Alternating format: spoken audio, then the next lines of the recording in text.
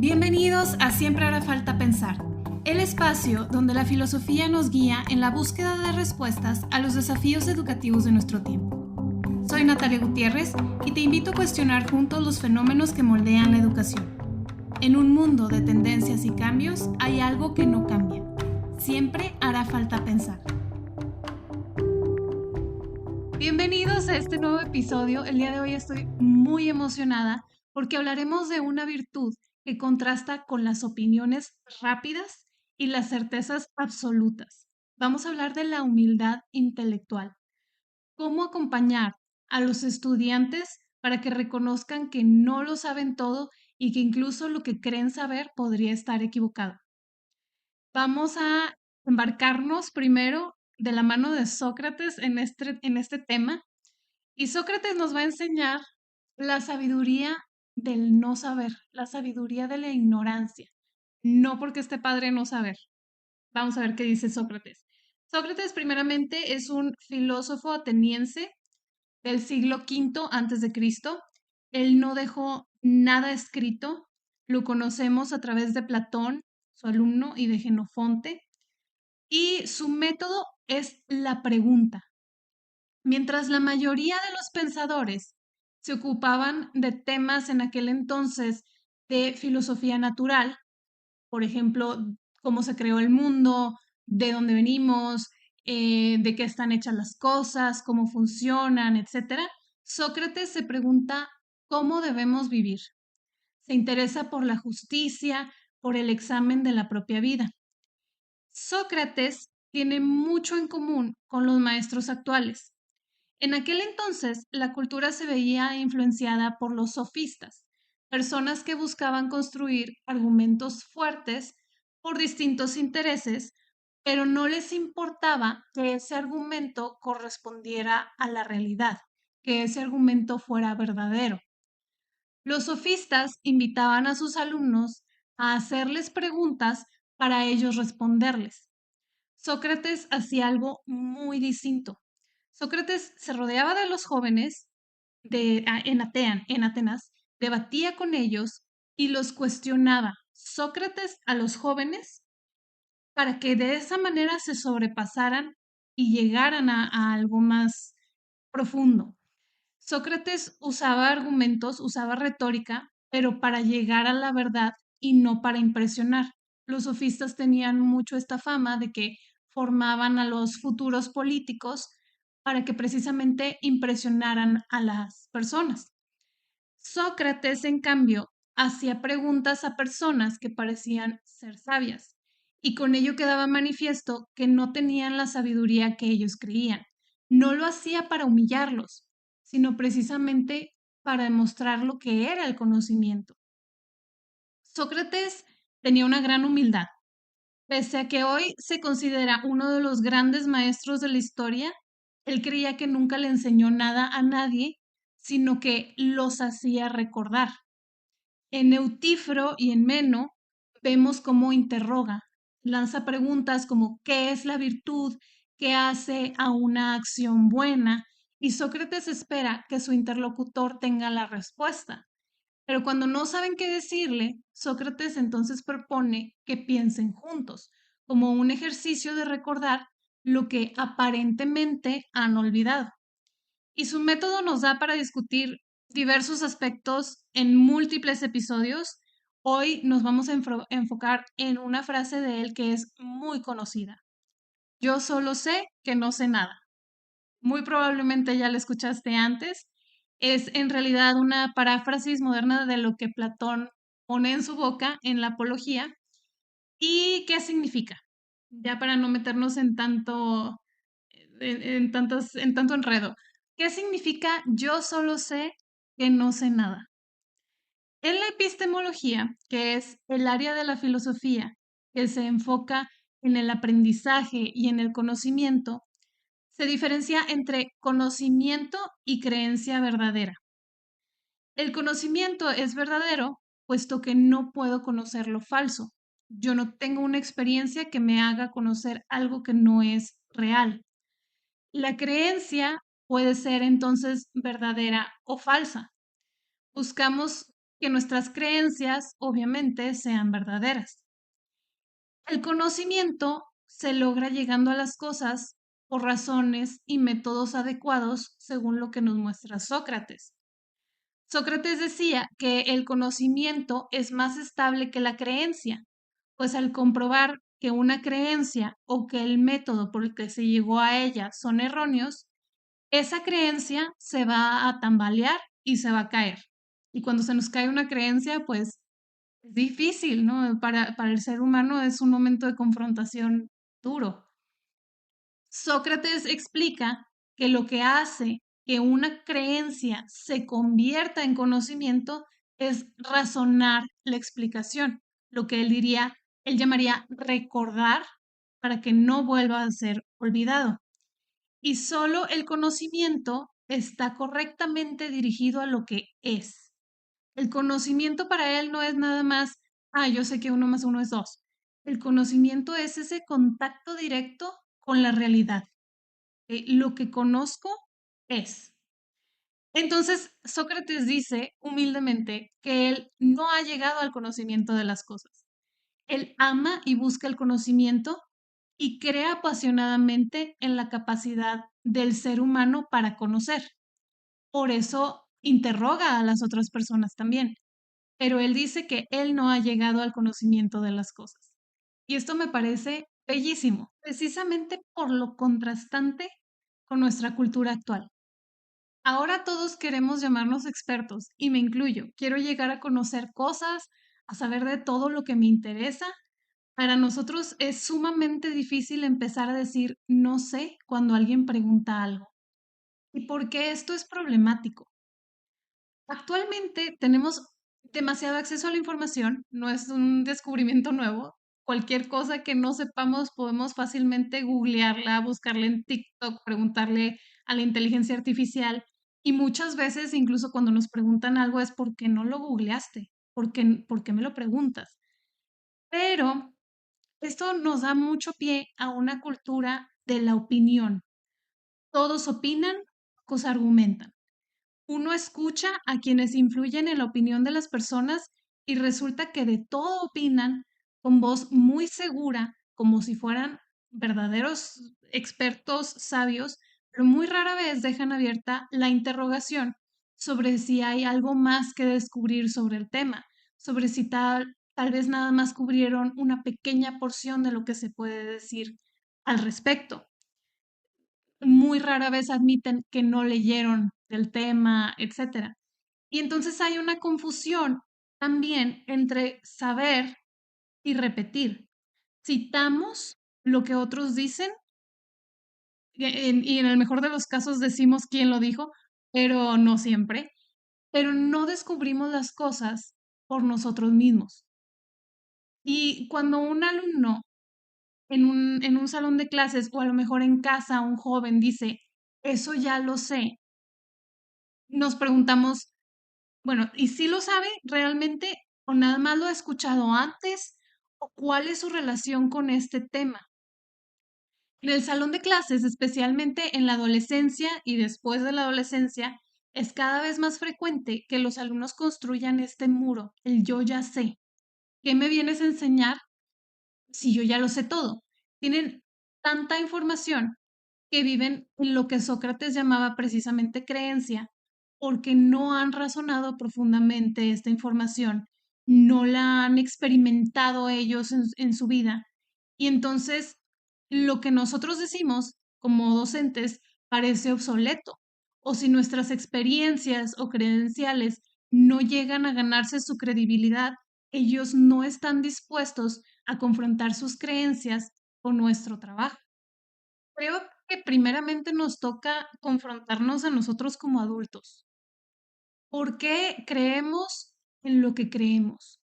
No quiere decir que vamos a derrumbar todo lo que creemos, pero vamos a confrontarlo. ¿Por qué lo creemos? ¿En realidad tenemos una experiencia de eso? ¿En realidad sabemos que las otras personas que no concuerdan con nosotras están erróneas, están equivocadas? Es este ejercicio de también nosotros decir, pues no lo sé todo y está bien.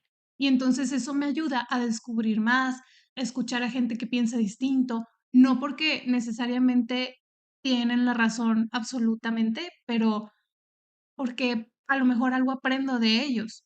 Y eso es algo que a mí me costó mucho en un principio entender. Cuando uno empieza a estudiar filosofía, pues uno se casa con un enfoque, ¿no? Pero el aprender a decir, incluso si esta persona no va dentro del enfoque en el que yo creo, en el que yo me identifico, tal vez tiene algo de verdad, tal vez tiene algo que me aporte. Y entonces uno empieza a leer todo de una forma muy distinta, no para criticar, no a la defensiva, sino precisamente para aprender y poner eso en el crisol de mis experiencias y de mis preguntas y descubrir si me aporta algo o a lo mejor no, pero con esta apertura a conocerlo. Y entonces eso ya nos lleva como primer paso poder establecer estrategias para educar en la humildad intelectual. Si nosotros no tenemos humildad intelectual, que es algo dificilísimo, no podemos educar en la humildad intelectual. No podemos decirle a un joven, a ver, bájale. Y entonces, vamos a ver cómo sí. Algo que yo encuentro que funciona padrísimo en clase son los diálogos socráticos. Preguntas y más preguntas que confronten lo que distintas personas creen saber, que descubran que las respuestas a la realidad de la vida no van a caber en un post-it o en un TikTok o en un tweet, sino que vayan descubriendo más y más y más. Que los slogans que traen ellos ya en su cabeza desde hace muchos años probablemente no son enteramente ciertos. A veces los clichés se vuelven clichés porque tienen algo de verdad, porque tienen algo que responde a las interrogantes humanas, pero no siempre. No son una receta que alivia todo. Entonces, aprender a verlo y aprender a cuestionarlo y aprender a analizar la información sin sentimientos de por medio, simplemente qué es lo que sucede. Amar tanto la verdad que lo que quiero es conocerla, sea lo que sea. También yo recomendaría el análisis de la historia o de la literatura, porque hoy en día podemos decir, no, pues lo que hizo este personaje o lo que hizo tal persona en la historia o tal grupo de personas fue incorrecto, porque derivó en la muerte de muchas personas o porque derivó en resultados indeseables, etcétera. Pero vamos a analizarlo en el salón de clases. Por qué algo resultó erróneo? ¿Por qué algo, una decisión, resulta que fue mala? ¿Y por qué en el momento en que se tomó esa decisión creían que era lo correcto? ¿Por qué este personaje creía que hacía bien cuando en realidad sabemos que como lectores que no? Y entonces el cuestionarlo y el empezar a discernirlo, porque normalmente pues las personas no hacen las cosas creyendo que con eso van a lograr destrucción o que con eso van a hacer daño. Inicialmente, a lo mejor hay una conciencia del daño que se va a hacer, pero inicialmente hay un propósito bueno detrás de las cosas.